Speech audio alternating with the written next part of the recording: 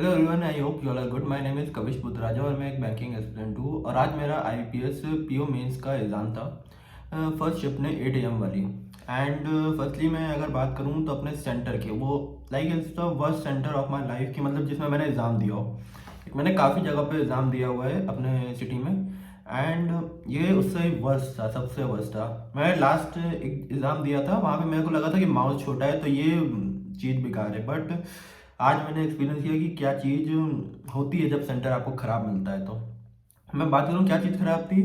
एक तो अटेंडेंस कराने के टाइम आपको देखना पड़ा था, उनके पास एक शीट होती है ना, जो वो शीट आपको ऐसे पलट के देख रहे थे। आपने अपनी फ़ोटो आपको देखनी थी, दो जगह ऐसी थी, दो शीटें थी, दो लोग के पास थी। तो आपको देखना पड़ा था ये आपका फेस है या नहीं, फ़ोटो है या नहीं, ये आपको देखना पड़ रहा था। वो कोई सिस्टम नहीं कि आप जाओगे तो आपको मिल जाएगा, नहीं, आपको देखना पड़ेगा। वो पलट रहे हैं तो आप देख लो, आपको मिल गया तो मिल गया, वरना ठीक है, वरना वापस करते हैं आपको, फिर से दूसरी जगह जाके देखो। ऐसे करना पड़ा। और ऐसी और एकदम लंबी लाइन लगी हुई थी, ऐसा नहीं कि आपको बोला जा रहा था कि आप आगे जाओ, नहीं, कोई नहीं, आप लाइन लगी हुई थी। जो आगे आ रहा था उनको मिल जा रहा था, वो पीछे हो जा रहे थे, बस ऐसे हो रहा था। उसके बाद कहते हैं, मैं अगर अपनी बात करूं पर्सनली, तो मेरे पूरे कंप्यूटर स्क्रीन में सब जगह टिक टिक टिक टिक लगा हुआ था। एंड इसको मैंने सही करने को कहा तो उन्होंने कहते हैं करने को कहा, वो कर रहे थे, लेकिन कब कर रहे थे, जब मेरा टाइम ओवर हो गया था और मैं पेपर स्टार्ट हो गया था। अब मैं वहाँ पे मेरी इंग्लिश चल रही है, और तो मैं कब सही कराऊंगा क्या स्क्रीन, तो मैंने उनको रोका। फिर मैंने पूरा पेपर दिया ऐसे ही, लाइक कहते हैं खराब स्क्रीन में, लाइक इतनी खराब स्क्रीन थी, वो सही हो ही नहीं रही थी। वो उसमें बॉल पेन चला हुआ था, बॉल पेन नहीं मिटता स्क्रीन पे भी चल जाए तो, अगर एक बार भी। एंड उसके बाद अगर देखा जाए तो क्या था, शीट। हाँ, जो हम लोग को शीट ही नहीं मिली थी, हम लोग का पेपर स्टार्ट हो गया था, लाइक रीजनिंग का सेक्शन स्टार्ट हो गया। रीजनिंग के सेक्शन में क्या चाहिए, शीट ही तो चाहिए होती है, आपको काम लिखना होता है ना। उन्होंने शीट ही नहीं दी हम लोग को, जब तक हम लोग का पेपर लाइक हो गया था, 1 मिनट हो गया, हम लोग को फिर शीट मिली है। हम लोग को, हम लोग चिल्ला, वहाँ पे सब चिल्ला रहे हैं, शीट शीट शीट दे दो भाई, शीट दे दो। वो शीट नहीं दे रहे थे। उसके बाद डिस्क्रिप्टिव में तो भाई साहब सबके कीबोर्ड रुक जा रहे थे, एंड सब चिल्लाए जा रहे थे। मेरा कीबोर्ड नहीं रुका, ये मेरे को दिक्कत हो गई कि मैंने कुछ नहीं किया, मैं वहाँ पे सबको चिल्लाता हूँ, सुन रहा हूँ और वहाँ पे लिखने कॉन्सेंट्रेट कर रहा हूँ। ये इतना मुश्किल काम था वहाँ पे कि आपको लिखना भी है, लोग चिल्ला रहे हैं, लाइक 30 मिनट का डिस्क्रिप्टिव होता है तो 20 मिनट तक लोग चिल्लाते ही रहे। सब लोग, किसी का कभी बंद हो रहा है, किसी का बंद हो रहा था, कोई पासवर्ड मांग रहा है, कोई ये कर रहा है, वहाँ पे सब ये हो रहा था। उसके बाद अब पेपर के एनालिसिस की बात करें तो पेपर सबसे पहले रीजनिंग से स्टार्ट करते हैं। रीजनिंग में सबसे पहले सेक्शन ए में जो 2 मार्क्स वाला है, उसमें कुछ इजी वो थे, कहते हैं डेटा सफिशिएंसी थी। उसमें एक चाइनीज कोडिंग डिकोडिंग थी, जिसमें डाटा नॉट सफिशिएंट आ रहा था। उसके बाद एक सेकंड में शायद 1 एंड 3 आ रहा था आंसर, मेरे को वो वाला याद नहीं पूरा। एंड एक और डेटा सफिशिएंसी थी, ऐसे 3 वो थी। एंड एक कहते हैं 1 मार्क्स का कोई क्वेश्चन था। एंड और और रीजनिंग में एक, उसमें सेकंड 2 मार्क्स वाले में इनपुट आउटपुट था, जो कि मैंने बहुत बड़ी गलती कर दी। लाइक मेरा रीजनिंग सेक्शन में देखा जाए तो ब्लंडर है, तो मेरे को नहीं करना चाहिए था, मुझे रीजनिंग में उठाना ही नहीं चाहिए था इनपुट आउटपुट। और भी काफ़ी सही क्वेश्चन थे जो बनाए जा सकते थे, इससे अच्छा तो मेरे को लगता है पजल बन जाती। बट उसको मैंने उठाया और मेरे को लगा मेरे को पैटर्न मिल गया है, फिर मैंने 1-2 स्टेप किया, हो गया। वो तीसरे चौथे में स्टेप में फिर फंस गया, तो ये मेन दिक्कत हो गई मेरे साथ। एंड इसलिए मैं 2 मार्क्स वाले में 6 क्वेश्चन कर पाया खाली। उसके बाद में गया करते हैं 1 मार्क्स मार्कर वाले क्वेश्चन में, उसमें डेटा, उसमें सबसे पहले मैंने किया था ब्लड एंड रिलेशन, और एक पजल थी, कहते हैं छोटी सी, 2 मार्क्स, 2 क्वेश्चनों की पजल थी, डेट एंड मंथ वाली, वो किया था मैंने। पहले वो भी नहीं बन रही थी, लेकिन फिर मैंने उसमें बहुत 3-4 पॉसिबिलिटी आ रही थी, मैंने एक पॉसिबिलिटी बनाई, उसमें बन गई और मैंने खत्म किया। मैंने बाकी सब चेक नहीं की, उसमें सब कंडीशन सेटिस्फाई हो रही थी, मैंने वही बनाई फिर। अब मैं पता नहीं अब और कंडीशन ना बन रही हो, बट कोई ऐसा उसमें आंसर भी नहीं था कि कहते हैं कैन नॉट बी डिटरमाइन, ऐसा कोई आंसर नहीं था उसमें। एंड उसके बाद एक उसमें अल्फा न्यूमेरिक सीरीज एक क्वेश्चन था, वो किया था मैंने। उसके बाद क्रिटिकल के मैंने 2 क्वेश्चन किए थे, बट क्रिटिकल के मैंने जब क्वेश्चन कर रहा था तो क्रिटिकल क्वेश्चन काफ़ी ज़्यादा ईजी थे, आप कहते कर सकते थे, जो आपको मॉक में मिलता है उससे भी लेवल ईजी था। लाइक कहते हैं बहुत ईजी लेवल था, आपको कहते हैं अगर आप करना चाहे हो सकता था। बट मैंने 2 ही क्वेश्चन किए, तीसरा क्वेश्चन मैं पढ़ रहा था, मैं जब तक मार्क करता तब तक टाइम अप हो गया था। उसके बाद बात करें जनरल अवेयरनेस की, तो जनरल अवेयरनेस में मैंने अटेम्प्ट तो किए 25, बट सही नहीं है 25, क्योंकि बहुत क्वेश्चन ऐसे थे इसमें, जैसे सब आरबीआई की पेड अप कैपिटल। मैंने काफ़ी सोचा कि मेरे को पता था कि 5 करोड़, जब मैंने पढ़ा हुआ है कि 5 करोड़ थी जब स्टार्ट हुआ था, लेकिन उसमें लिखा था एट प्रेजेंट। मैंने कहा एट प्रेजेंट यार, आरबीआई है, आरबीआई की तो बड़ी ही होगी, कहते हैं 100 करोड़ तो होगी कम से कम। मैंने वो मार्क किया, वो गलत, 5 करोड़ ही है, बताओ अभी भी। एंड उस ऐसे ही काफ़ी कुछ क्वेश्चन गलत हुए हैं। मेरे सही क्वेश्चन कितने, 18 to 19 है, मैंने मतलब चेक किया जितना, बाकी पता नहीं मेरे को। 15 to 17 के बीच में मेरे मार्क्स आ जाएंगे इसमें। लाइक लास्ट ईयर मुझे याद है मेरे जीए में 11 मार्क्स थे। एंड अब बात करें इंग्लिश की, तो इंग्लिश में भी एक ब्लंडर किया मैंने कि मैंने 2 मार्क्स वाले क्वेश्चन नहीं करे। मैंने डायरेक्ट 1 मार्क वाले में क्वेश्चन में गया। 1 मार्क वाले में कनेक्टर वाला क्वेश्चन था, वो क्वेश्चन मैंने करने का ट्राई किया, एक क्वेश्चन मेरे को समझ ही नहीं आया वो क्वेश्चन, तो फिर मैंने उसको लेफ्ट किया। फिर मैंने बाकी क्वेश्चन किए, एंड मैंने 1 मार्कर में 19 क्वेश्चन किए। एंड दो मार्कर वाले में मैंने एक क्वेश्चन किया।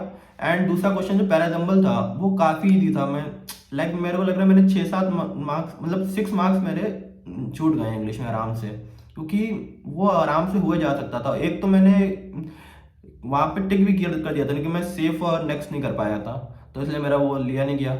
उसके बाद कॉन्ट्स में मैंने इसमें सेक्शन 1 में सबसे पहले देखा कि मतलब कौन से क्वेश्चन कर सकते हैं। तो सेक्शन 1 में मेरे उसमें भी गलती हो गई, मैंने कि सेक्शन 1 देख लिया पहले ही। सेक्शन 1 में मेरे को काफ़ी टाइम लगा, मेरे को 15 मिनट लग गए थे, मेरे 4 क्वेश्चन हुए थे फिर काफ़ी, बस 1 मार्क्स वाले। उसके इससे बढ़िया तो उसमें हो जाते शायद, 2 मार्क्स वाले में हो जाता, डीआई हो जाती कोई, बट ये नहीं हुआ। मतलब 4 क्वेश्चन हुए, फिर मैंने और भी मैंने बनाए थे, बने नहीं मेनली।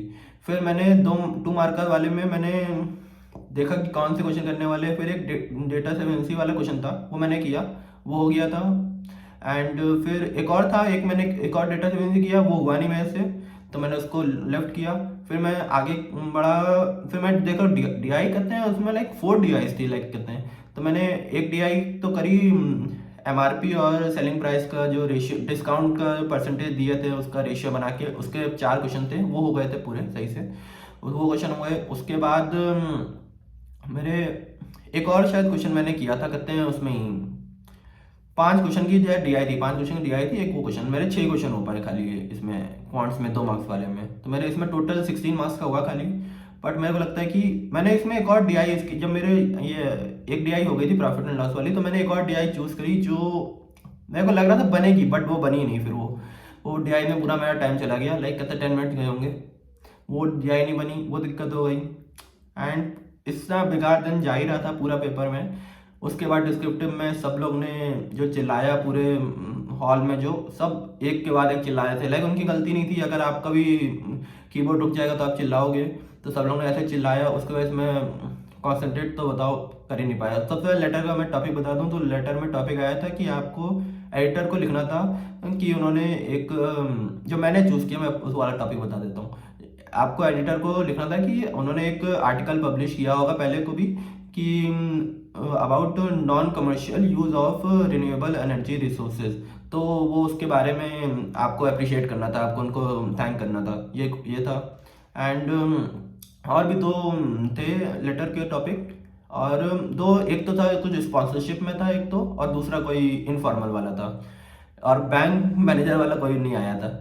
और इसके बाद जो एस्से देखा जाए तो एस्से में मेरे पास टाइम ही नहीं था, मेरे पास 15 मिनट बचे थे, 15 मिनट तो मैं लेटर में लिख गए थे।